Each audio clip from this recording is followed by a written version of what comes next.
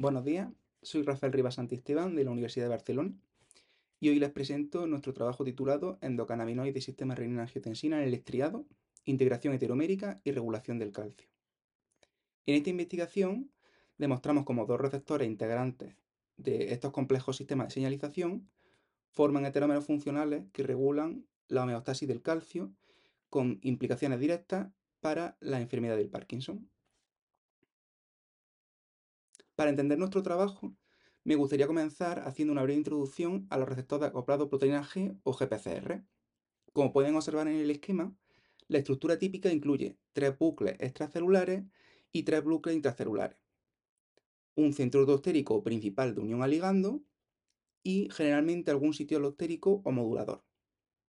Estos receptores son como antenas moleculares que detectan una gran diversidad de ligandos, entre los que se incluyen aminas, aminoácidos, péptidos, lípidos, nucleótidos y una gran diversidad de iones, incluso fotones u odorantes. La activación de estos receptores, tras su unión al ligando, desencadena el acoplamiento de diferentes proteínas G. Por ejemplo, la GS o estimuladora, que aumenta los niveles de AMP ciclo intracelular, la GIO inhibidora, que produce efecto contrario disminuyendo los niveles de AMP cíclico, la GQ, que produce aumento de calcio intracelular, y otras como la 12-13.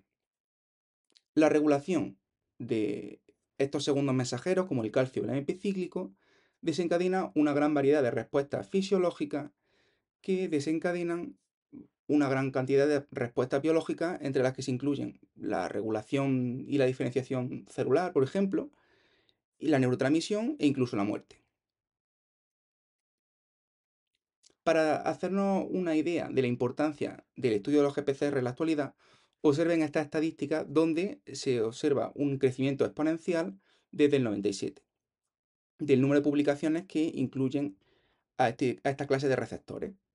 En gran parte es debido a que estos receptores actualmente representan el 34% aproximadamente de los fármacos aprobados de la FDA y de la EMA.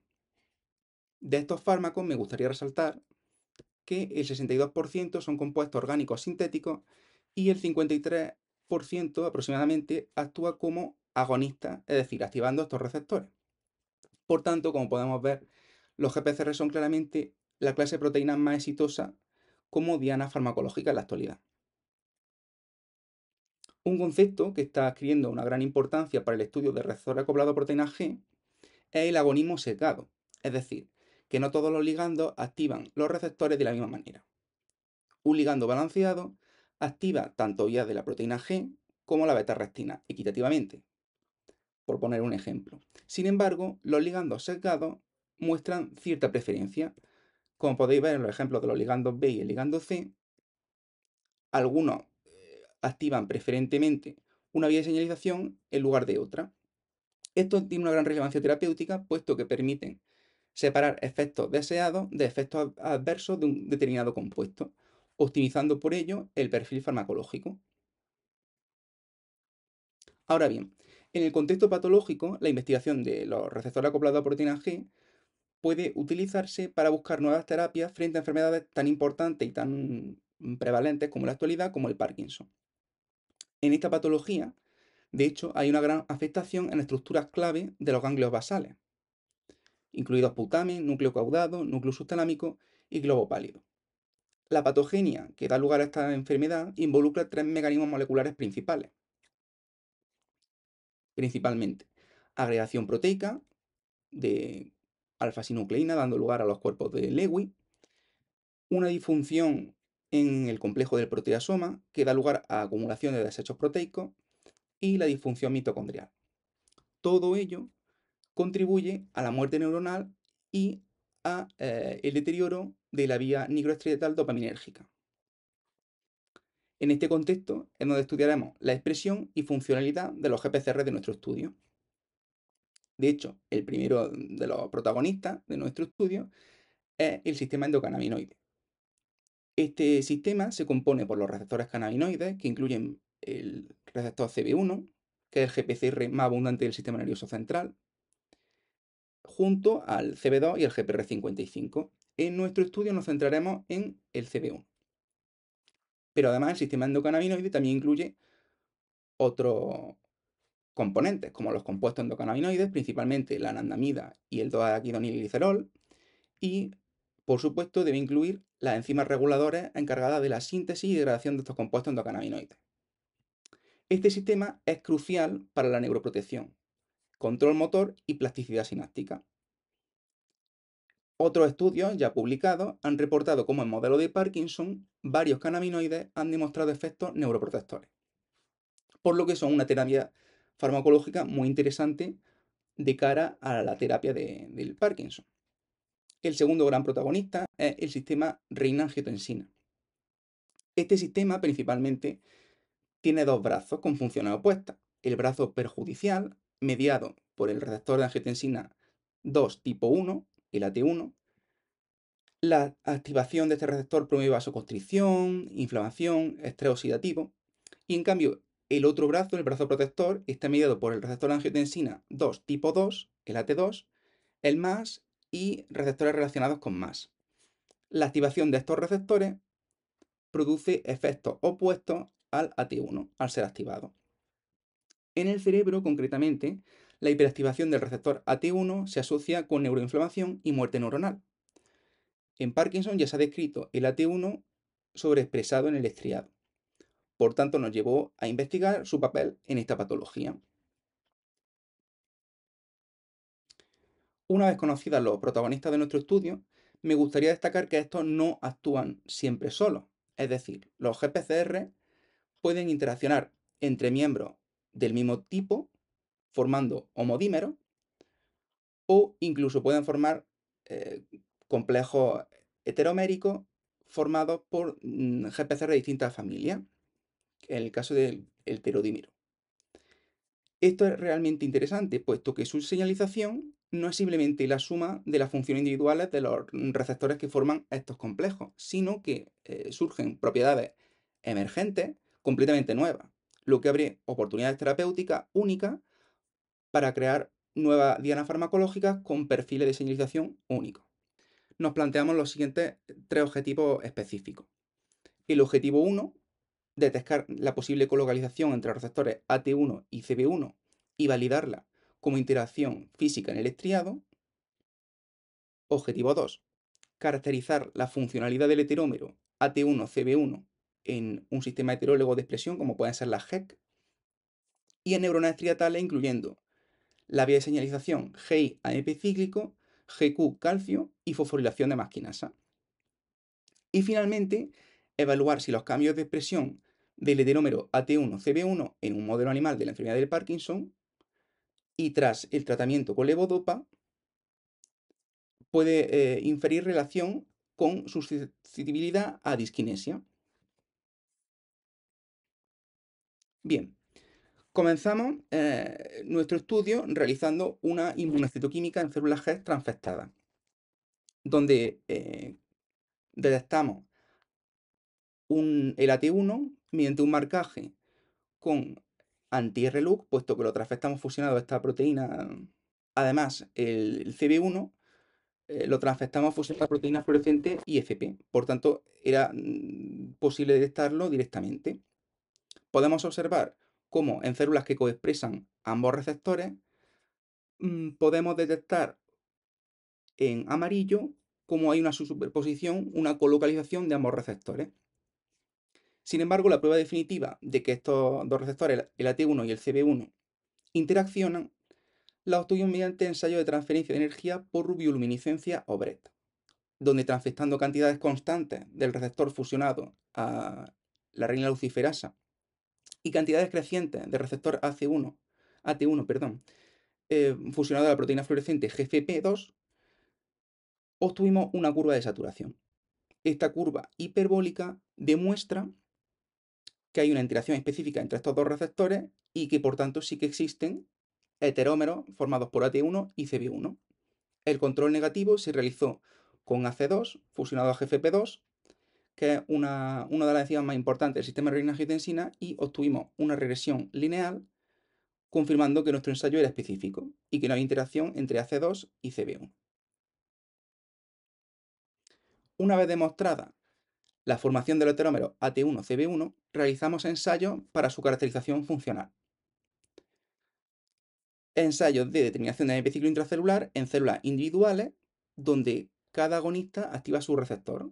En células que únicamente expresaban AT1, cuando tratamos con angiotensina 2, se produce una disminución de los niveles de epicíclico respecto a células tratadas únicamente con foscolina, que produce la elevación de estos niveles. Algo similar sucede en células que transfectamos únicamente con CB1, donde al tratar con ACEA también acopla GI y se produce una disminución de los niveles de epiciclo intracelulares. En ambos casos, esta señalización es bloqueada con un pretratamiento con el antagonista selectivo de cada uno de ellos. En el caso de AT1, el candesartán, y en el caso de CB1, el rimonabant. Ahora bien, ahora llega lo interesante. Cuando realizamos este ensayo en células contransfectadas, es decir, en células que expresaban ambos receptores, AT1 y CB1, observamos el fenómeno de antagonismo cruzado, donde el rimonabant, que como he comentado es el antagonista selectivo de CB1, en este caso no solo bloquea la acción del CB1, sino que también bloquea la acción del AT1. También realizamos ensayo de determinación de MAP quinasa, donde obtuvimos resultados similares. En células que únicamente expresan uno de los receptores, cuando tratas con su agonista, se produce un aumento en la fosforilación de MAP quinasa, que es revertida o eliminada cuando pretratas con su antagonista selectivo. Y cuando realizamos este ensayo en células contransfectadas, observamos cómo, además de repetirse el crosantagonismo cruzado que veíamos en ensayos de MP cíclico, además se observa un crosantagonismo cruzado, pero en este caso bidireccional, porque el candesartán también produce un bloqueo de la acción del CB1, siendo antagonista de AT1. Además, hay un crosstalk negativo, es decir, cuando cotratas con ambos agonistas, angiotensina 2 y ACEA, se produce una señalización más débil que cuando se activan de forma independiente. De esta forma, comprobamos cómo las propiedades farmacológicas de los receptores individuales se modifican por la interacción entre ellos. A continuación os enseño uno de los hallazgos más importantes de nuestro estudio, la modulación por calcio. En células que expresan únicamente AT1, la angiotensina 2 produce un aumento robusto y sostenido de la fluorescencia de calcio que no decae hasta los 100-150 segundos. Si observamos en la gráfica, este aumento es bloqueado por su pretratamiento con su antagonista, el candesartán. CB1, a pesar de tratar con su agonista selectivo, la CEA, no se produce cambio significativo en la movilización del calcio y de nuevo lo interesante aparece en células que expresan los dos receptores, puesto que la angiotensina 2 sí que produce un aumento de calcio, pero cuando cotratas con el agonista de CB1, la ACEA, es decir, cuando tratas con ambos agonistas, se produce el crosstalk negativo y hay una disminución en la señalización de AT1. Lo podemos observar en la línea morada. Además, también hay un croantagonismo cruzado y cuando pretratas con el rimonabant, el antagonista de CB1, también se produce una disminución de la señalización de AT1, sería la línea verde. Por tanto, y a modo de conclusión de esta diapositiva, los cannabinoides actúan como un freno molecular para la señalización mediada por AT1, lo que podría tener efectos muy importantes a nivel neuroprotector, si conseguimos modular esta liberación de calcio de AT1. A continuación os muestro un pequeño vídeo que nos hace darnos una idea de cómo tiene lugar esta señalización cuando tratas células que expresan AT1 y son tratadas con angiotensina 2. El vídeo se encuentra acelerado, pero ya nos sirve para hacer una idea. Como podéis observar, las células que aparecen marcadas en tonos rojizos o amarillentos son aquellas que están produciendo esta liberación de calcio al interior celular, debido a que AT1 está acoplando la proteína GQ y está liberando el calcio del retículo endoplasmático. Vale, todo esto es muy interesante en células transfectadas, pero ¿qué ocurre en las neuronas reales? Pues esto mismo nos preguntamos nosotros realizando este estudio. Por tanto, pasamos a un modelo más fisiológico, los cultivos primarios de neuronas estriatales, donde realizamos ensayos de ligación por proximidad o PLA. En ello demostramos si se producía la expresión de estos heterómeros formados por AT1 y por CB1. Para poder detectarlo in situ, se utilizaron anticuerpos primarios específicos contra AT1 y CB1 y sondas de oligonucleótidos marcadas fluorescentemente contra ellos. De esta forma observamos en las imágenes como puntos rojos la detección de estos heterómeros AT1-CB1 y la cuantificación de estos puntos no deja lugar a dudas, puesto que más del 80% de las neuronas positivas para MAP2, que es un marcador de neuronas, expresan estos heterómeros AT1-CB1, con un promedio de aproximadamente 9 puntos rojos por célula. Sin embargo, vemos como el control negativo, al cual no se le ha producido una incubación con uno de los anticuerpos primarios, apenas se registra una señal. Funcionalmente quisimos también reproducir los hallazgos de Heck en ensayo de AMP cíclico y en fosforilación de masquinasa, y observamos de nuevo el antagonismo cruzado en AEP cíclico, donde el rimonabant bloquea la bajada de AMP cíclico mediada por AT1, y también observamos en fosforilación de masquinasa el antagonismo cruzado bidireccional, es decir, ambos antagonistas bloquean ambos receptores, y el crosstalk negativo. En resumen, demostramos cómo la expresión del heterómero AT1-CB1 neurona de estriado es real y cómo su funcionalidad se ve alterada de forma similar a como observamos en Heck, que coexpresan estos dos receptores. Y aquí la confirmación definitiva. Realizamos también ensayos de calcio en neuronas estriatales marcadas con el indicador FLUO4. Las series temporales muestran respuestas neuronales individuales, que son las líneas que podemos apreciar como punteadas. Y el promedio, que es la línea negra sólida, sería el promedio de todas las neuronas cuantificadas. En la sección superior de la figura vemos el tratamiento con angiotensina 2 únicamente en las neuronas y observamos una respuesta robusta y sostenida que cuando producimos el tratamiento con ACEA y angiotensina 2 se atenúa drásticamente, reduciéndose prácticamente la señal máxima a la mitad. ¿Esto qué quiere decir? Que en la neurona del estriado los cannabinoides son capaces de modular la señalización del calcio de AT1, de forma similar a lo que habíamos visto nosotros en células Heck transfectadas. Quisimos dar un paso más allá e intentar valorar si estos hallazgos podrían tener algún tipo de relevancia clínica para la enfermedad del Parkinson. Para ello, utilizamos un modelo con lesión unilateral con la neurotoxina 6-hidroxidopamina. Unas ratas lesionadas con esta toxina producirían la muerte de la neurona dopaminérgica y darían como desarrollo el Parkinson en estos animales. Los clasificamos en distintos grupos. Los únicamente lesionados con la toxina, los lesionados y también tratados con levodopa, el principal tratamiento, un precursor de la dopamina, que puede atravesar la barrera hematoencefálica, y a su vez estos los clasificamos en aquellos que llegaron a presentar disquinesia y los que no. Tuvimos también un grupo control donde en lugar de inyectar la toxina se inyectó solución salina.